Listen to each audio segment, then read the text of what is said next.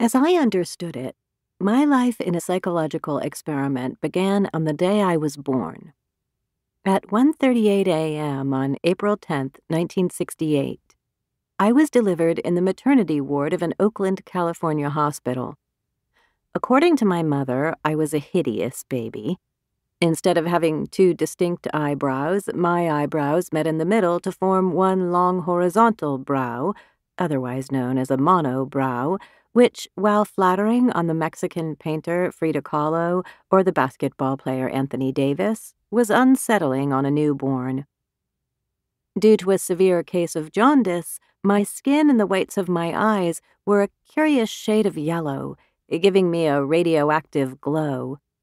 And my skull was grossly misshapen, the result of the compression my cranium had undergone as I journeyed down my mother's vaginal canal.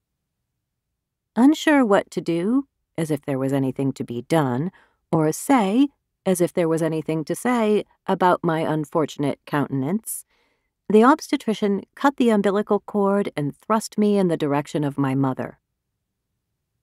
At the time, my father, handsome, athletic, 33, 6'4", from Brooklyn, New York, was a poetry professor at the University of California, Berkeley.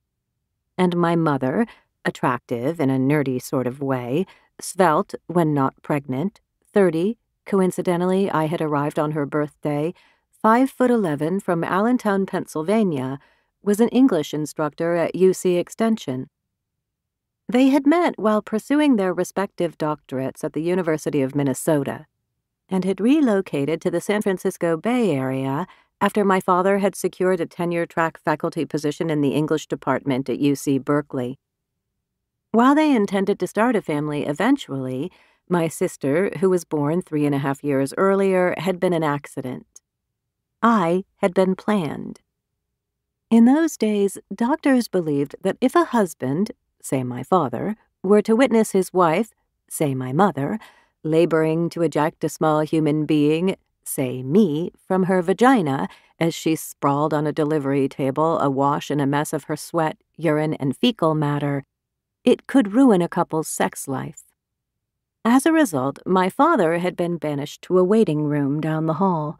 Such rooms were known as stork clubs, where he had spent the last several hours pacing, smoking, and eyeing the wall clock, alongside the other stressed-out, impatient, flustered fathers-to-be.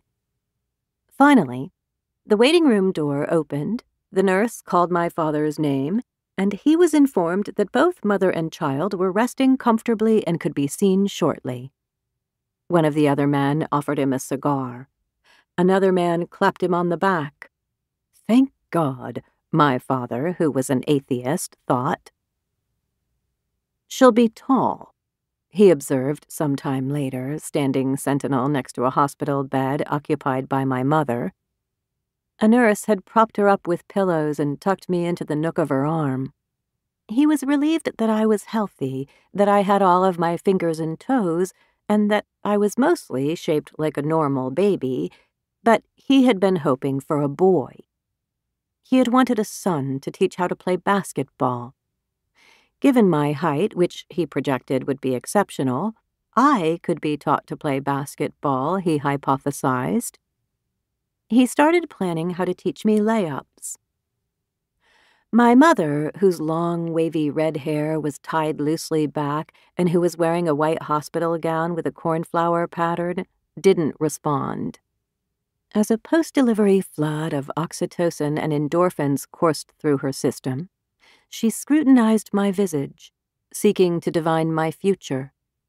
Trying to ignore my unpleasant eyebrows, eyebrow, she corrected herself, yellowish hue and oddly shaped head, she surveyed my large forehead, long eyelashes, and round face that reminded her of Richard M. Nixon, who was then campaigning to be the next president of the United States. It was hard to tell at this stage. Perhaps I would be a teacher or a writer or some other thing having to do with language or words or books, like my parents, she speculated hopefully.